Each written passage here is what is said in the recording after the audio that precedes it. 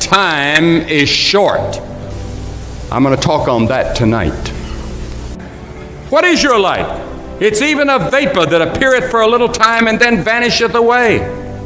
If someone had told me when I was 20 years old that life was very short and would pass just like that, I wouldn't have believed it.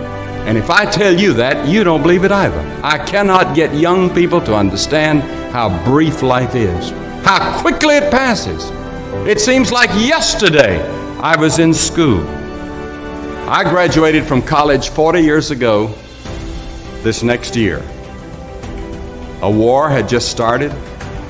We had no television. Nobody had ever heard the word television as far as I know, and I took a course in physics. And no jets. We went by train and bus everywhere. I drove a car, if you had one. No such thing as a Holiday Inn.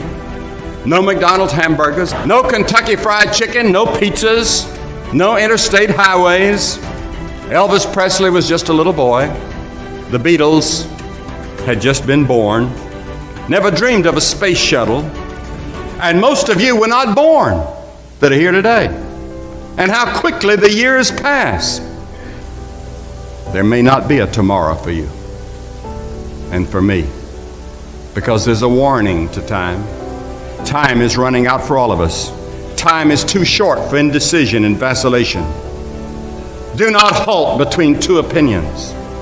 Fools say that time is long. Every morning we have 86,400 seconds to spend and to invest. And each day the bank named time opens a new account for you and for me. It allows no balances and no overdrafts. If you fail to use the day's deposits, the loss is yours. And what a thing it is when you think that you have just one short life to spend and it'll soon be over. 70 years God allows us. And it's interesting to me, with all of our medical science, we've never passed that magic mark. The average American male today lives 70 years and 4 months. The average female, 73 years and 6 months. More people live to be 70, but the average age of an American is still 70 as taught in the scriptures.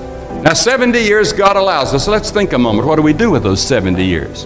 The first 15 are spent in childhood, and then 20 years we sleep. And then the last 5 years, physical limitations are curtailing your activities.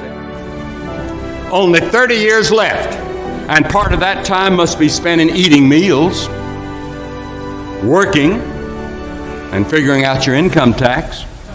That our lives are brief. What are we going to do about it?